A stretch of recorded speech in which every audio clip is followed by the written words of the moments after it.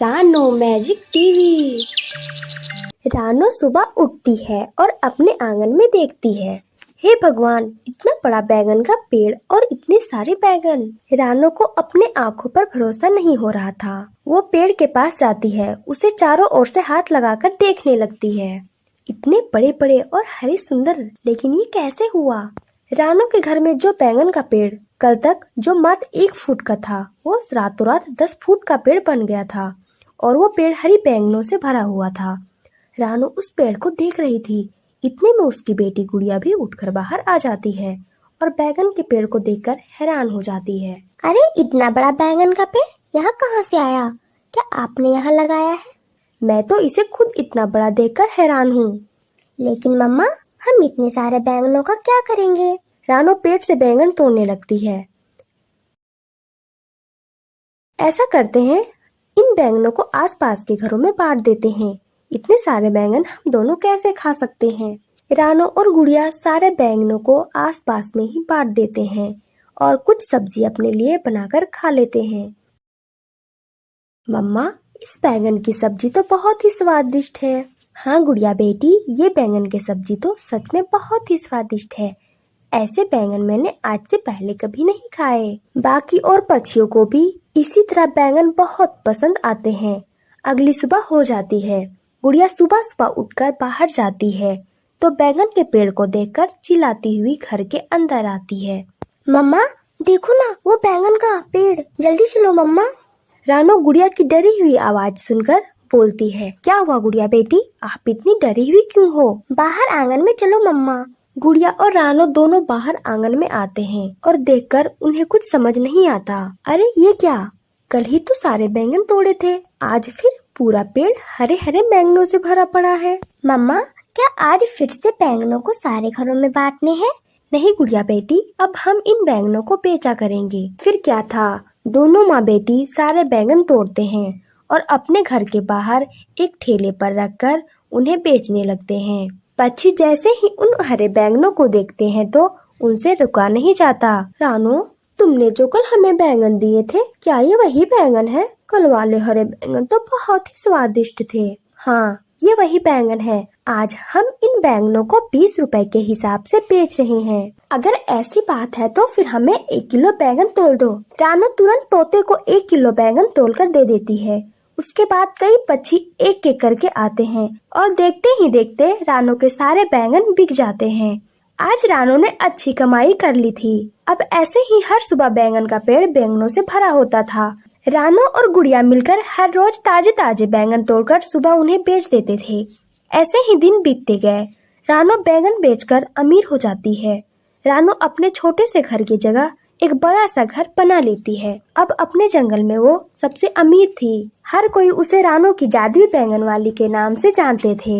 एक दिन रानो बैठी हुई थी, तभी गुड़िया अपनी मम्मा से बोलती है, मम्मा मम्मा, आखिर हमारे घर ये जादुई बैंगन आया कहाँ से? हर रोज बैंगन तोड़ने पर भी अगले दिन उतने ही बैंगन कहाँ से आ जाते हैं? ये तो मुझे नहीं पता गुड़िया बेटी, और ना ही इसके बारे में ज्यादा कुछ मैंने सोचा, लेकिन ये जादुई बैंगन की कुछ तो कहानी जरूर होगी। लेकिन कुछ भी हो, लेकिन आज इसके वजह से हम इस जंगल के सबसे अमीर पक्षी बने हैं। आज तुम्हारे पिताजी जिंदा होते तो वो कितना खुश होते। पिताजी की बात करते रानो को कुछ याद आता है। जब अचानक मौत गुड़िया के पापा की हो गई थी, उसके बाद रानो एक दिन मंदिर जा रही थी पूजा करने।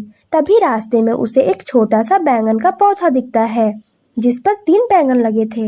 मैं पहले पूजा कर लेती हूँ, उसके बाद आते वक्त उस बैंगन को यहाँ से उखाड़कर अपने आंगन में लगा दूंगी। रानो मंदिर में पूजा करने के बाद अपने घर वापस होती है और साथ ही उस बैंगन के पौधे को अपने साथ ले जाती है और उसमें से बैंगन तोड़कर उसकी भरता बनाती है और बैंगन का पेड़ अपने आंगन में लगा देती है। अच्छा मम्मा, तो ये है इस जादुई बैंगन की कहानी? हाँ मेरी गुड़िया बेटी, शायद ये हमारे ईमानदारी और साफ दिल का देन है जो हमारे गरीबी को देखकर भगवान ने हमारी मदद की, एक जादुई बैंगन के रूप में। इस तरह अब रानो और गुड़िया के जीवन में किसी चीज की कमी नहीं थी और रानो इस तरह रोज बैंगन बेचकर खुशी खुशी जीवन व्यतीत करती है।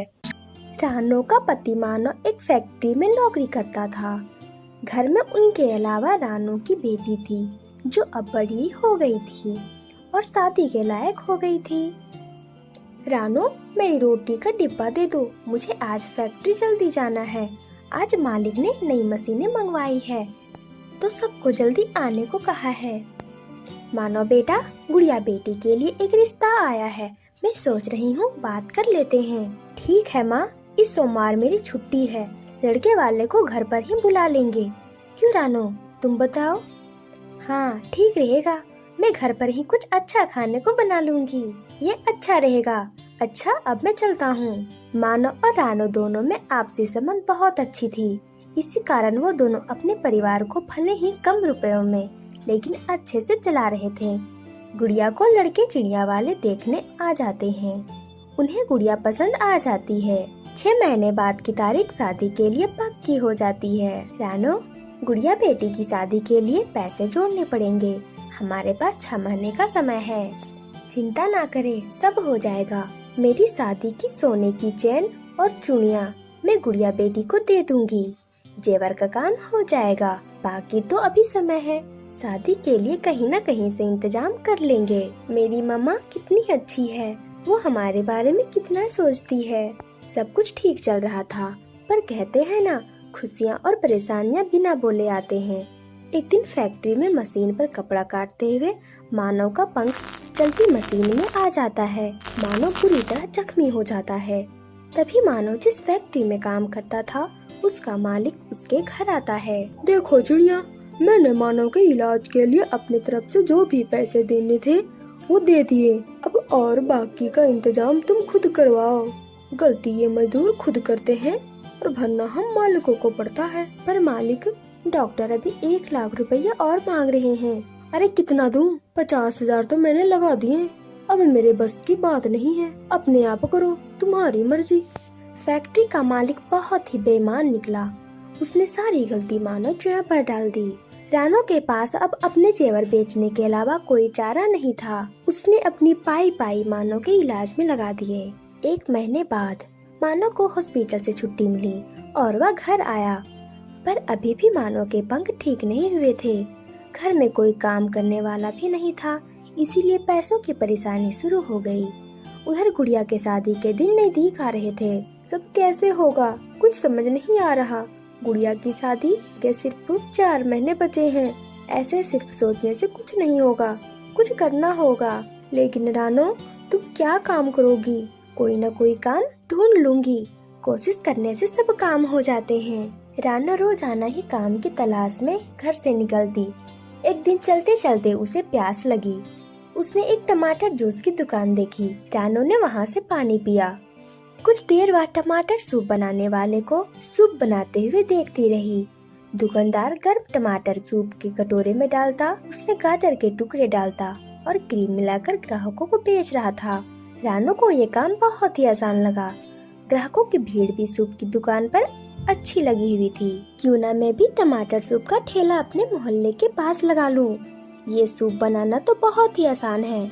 मानो जी भी अभी कुछ समय काम नहीं कर पाएंगे, मुझे कुछ तो करना ही होगा। आगे गुड़िया बेटी की शादी भी करनी है। सब बातें सोचती हुई रानो घर आती है और मानो से इस बारे में बात करती है। मानो मान जाता है। रानो के पास उसका अपना मंगलसूत्र रखा था। पहले उसे देखकर रानो की आंखों में आंसू आ जाते हैं, पर वो मजबूर थी, उसके पास पैसे नहीं थे, इसीलिए सुनार को अपना मंगलसूत्र बेचकर 5,000 लेकर आती है। उस रुपए से रानो टमाटर सूप बनाने के खूब सारे बर्तन और सब्जियां खरीद लेती है। मानो एक पक्षी को जानता था जो ठेले को किराए पर देता था। अब रानो को बस सूप बनाना शुरू करना था। रानो सारी तैयारी के साथ भगवान को याद करके अपना टमाटर सूप का ठेला मोहल्ले में लगा लेती है। धीरे धीरे ग्राहक रानो के ठेले पर टमाटर का सूप पीने आने लगे। शुरू में उसकी कमाई थोड़ी होती थी, पर जैसे जैसे समय बीती टमाटर सूप स्वादिष्ट बनाना शुरू किया तो ग्राहक और बढ़ने लगे और ढेर सारे पैसे कमाने लगी। रानो, मेरी पत्नी, अगले महीने हमारी बेटी गुड़िया की शादी है, सारे सामान भी खरीदने होंगे शादी के। आप चिंता न करें, मैंने टमाटर सूप के ठेले से इतने पैसे कमा लिए हैं कि हमारी बेटी के शादी के सारे खर्च आराम से कर सकते हैं। रानो, तुम जैसी पत्नी को पाकर मैं सचमुच खुश हूँ। तुमने इतनी परेशानियों के बाद भी हिम्मत नहीं हारी, बल्कि टमाटर सूप का काम किया। ये तो सब आपका और भगवान का आशीर्वाद है जब मेरा काम इतना अच्छा चला। अब आप चिंता न करें, बहुत धूमधाम से गुड़िया की शादी करेंगे। और इस तरह गुड़िया की शादी धूमधाम से हो जाती है और फिर रानो और मानव दोनों मिलकर अपना सूप का काम करने लगे और खुशी खुशी आगे का जीवन व्यतीत करने लगे। आपका धन्यवाद।